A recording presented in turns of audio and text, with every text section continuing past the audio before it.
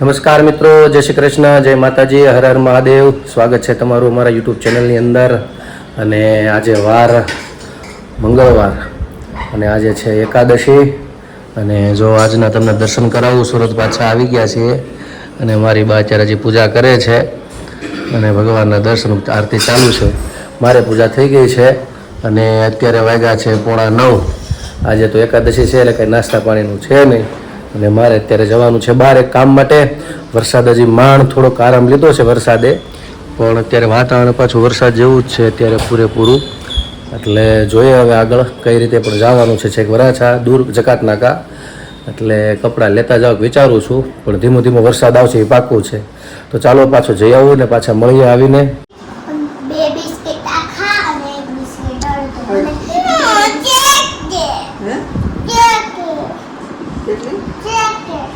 Jacket jacket છે તારસે દુરિયો અમે Audi લે આવ્યા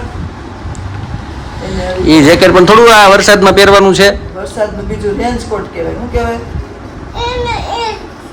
એને સ્વેટર કહેવાય. હા, એને સ્વેટર કહેવાય. ઈ છે ને ઠંડી લાગે ત્યારે પહેરવાનું છે. એની પાસે નથી વરસાદનું. બે લેવાનું. વરસાદનું તો બેયને લેવાનું જ છે. હું છત્રી દે, આ છત્રી દે ભલે દે. પછી તાર મમ્મી લેતી આવશે હો. ચાલો મિત્રો, તો જો હવે બેનું બા સ્કૂલે જાય છે અત્યારે અને જો બાના આશીર્વાદ લઈને જાય છે. મેં કીધું ને ગામડે કઈ મળે જ નહીં. હાલો બાને પગે લાગી લ્યો, બાને પગે લાગી લ્યો બેન. જય ભગવાન. તું લાગી લીધું? અહીંયા લાગી લ્યો. ચાલો ટાટા, જય શ્રી કૃષ્ણ. ચાલો તો ગયા સ્કૂલે બે બેનો. કાલે પાછી રજા છે, હજી ઓલી એક્ઝામ બાકી 10-12 વાળાની. તો મિત્રો અત્યારે વાગ્યા છે 12:30 અને આજે એકાદશી છે એટલે અહીંયા પૂરી જો બનાવી છે. તમે શું બનાવો છો ફરાળમાં કહેજો. અને અહીંયા બનાવી છે છેલ્લો ઘાણ બાકી છે, વણવા વણી નાખી છે. વાયો ત્યાં વણાઈ ગઈ હતી એટલે હવે ભગવાનને થાળ અર્પણ કરે છે. ચાલો તો જાય ભગવાનને આજે એકાદશીમાં થાળ અર્પણ કર્યો છે. અને શું શું બનાવ્યું છે? રસ પૂરી, દાણા સિંગાણા અને વેફર, સૂકી ભાજી. એટલું તો ભગવાનને અર્પણ કર્યું છે અહીંયા આજના ફરાળમાં. અને ભગવાનને કે તમે પ્રસાદ લેવા પધારો. અને હવે અમે લોકો બેસી જઈએ ફરાળ કરવા, કારણ કે કાલે બસમાં આવ્યા એટલે કે હરખું જેમાં નથી બહુ, એટલે ભૂખ લાગી હતી એટલે ફરાળ થોડુંક વહેલું આજ બનાવવું પડ્યું છે. તો ચાલો મારા પપ્પાને એને બોલાવી લો. તો મિત્રો અહીંયા જુઓ તમે તોફાન એના આ લેસન કરવા મળ્યો. શું કરશો તું? શું કરશો? લેસન કરશો? બધાને કેમ મારશો તું? મારશો કેમ બધાને? નથી મારતો કે? નથી મારતો? જો અહીંયા લેસન કરે. શું લખો લેસનમાં? પરીક્ષાનું કરીશું. પરીક્ષાનું કરીશું. એનું કરો છો, પણ પરીક્ષામાં શું પૂછવાના છે? ખબર નથી પેપર કઈ શેનું છે. ખબર નથી એનું પેપર છે. એમનું કાલે હેઠે ગઠે લખો. હા તો હાલે એમ તારે. આ ઉપર વે જા, બેન પાસે જા. જા. લઈ જા.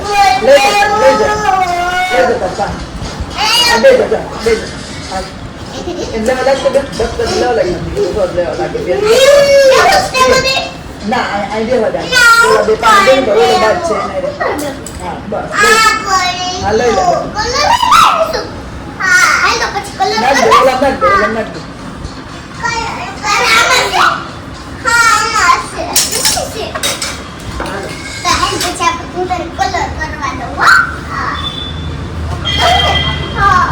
અહીંયા બધી તૈયારી થવા મળી છે રસોઈની. બધા સાંજે એવું છે? હા. કયા દહીં વડા? ફરાળી? અરે વાહ, તને ભાવે? બહુ ભાવે? હે તને ભાવે? તને ન ભાવે દહીં વડા? તને ન ભાવે? એને પીઝા ભાવે. આવ ખોટી જો પીઝા જો આને ભાવે છે ધોળા ટી શર્ટ વાળાને, પીળા ટી શર્ટ વાળાને પીઝા હસોડા ભાવતા નથી. મને ભાવે અને મોટા પપ્પાને ભાવે. આસ્તા બેબે છે ને ગોળ ભાખરી. એને ખાલી ગોળ ભાખરી જ ભાવે છે, પણ નામ બધા લેવાના ભેગે ભેગા કા ખોટે ખોટા. જય શ્રી કૃષ્ણ. કેમ છો? કેમ છે મારું યુટ્યુબ ફેમિલી? તો અત્યારે જો વાગ્યા છે સાંજના 7:30 અને અમે લોકો અત્યારે રસોઈની તૈયારી કરી. રસોઈમાં બનાવ્યા છે આજે દહીંવડા. તો જો સાબુદાણા પલાળ્યા હતા એને પલાળીને આવી રીતે ક્રશ કર્યા કરું છું હજી. અને પછી હંડાનો લોટ, આંબો નાખવાનો, બટેટા, દહીં, ગોળી દળીને લીલી ચટણી તમને આગળ પાછળ જે બતાવું, થોડુંક પીસી લો પછી. તો આ જો દહીંવડાનું બેટર તૈયાર થઈ ગયું. આમાં સાબુદાણા પલાળેલા હતા અને હંબાનો લોટ કરી નાખ્યો, બટેટા નાખ્યા, ધાણા ને લીંબુ, મીઠું, મરચું, ખાંડ ને એ બધું નાખ્યું. પછી હવે જો અહીંયા લીલી ચટણી બનાવું છું. અમારે જો લીલી ચટણી થઈ ગઈ અને અહીંયા આ બાજુ જો હવે દહીંવડા બનાવવા મળી. આવી રીતે લોટ બાંધવાનું બધું નાખી પછી ગોળ કરીને બટાટાવડાને જેમ આવી રીતે કરવાના. અહીંયા જો લીલી ચટણી થઈ ગઈ. હવે થોડાક થાય પછી જમવા બેહાડી બધાને. થોડી ચિપ્સ કરશું, થોડુંક દહીંવડા. જો મિત્રો, તો અહીંયા તારું મારું બંધ કરીને હવે અમે લોકો આવ્યા છે અહીંયા. આજે બની ગયા. બોલી ગયા બની ગયા. કંઈક બની ગયા. અહીંયા જો બની ગયા છે અહીંયા તળાય છે અને અહીંયા તળાય છે અને આ તળવાના બાકી. એવું છે. શેના બનાવ્યા છે? સાબુદાણા અને આંબો. એવું છે. સરસ. લ્યો તે અમારે આપણા મિત્રોને બધાને બતાડ્યું ને કઈ રીતે બનાવ્યા એમ.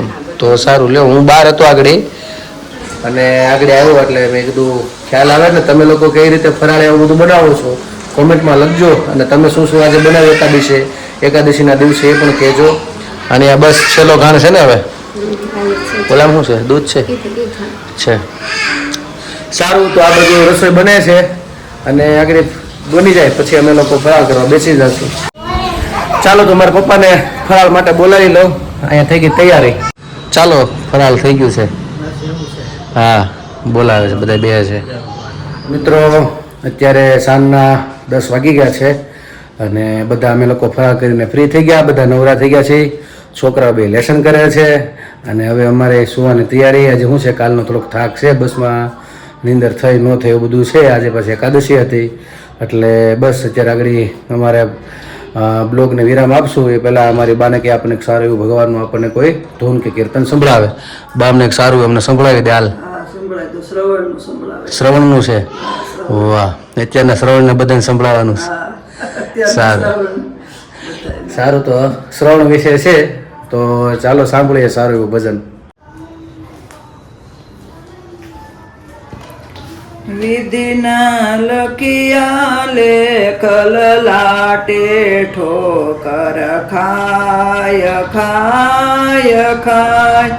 શ્રવણ કાવડ લઈને ફરતો, સેવા માત પિતાની કરતો, તીરથે તીરથે ડગલા ભરતો, ચાલો જાય જાય જાય.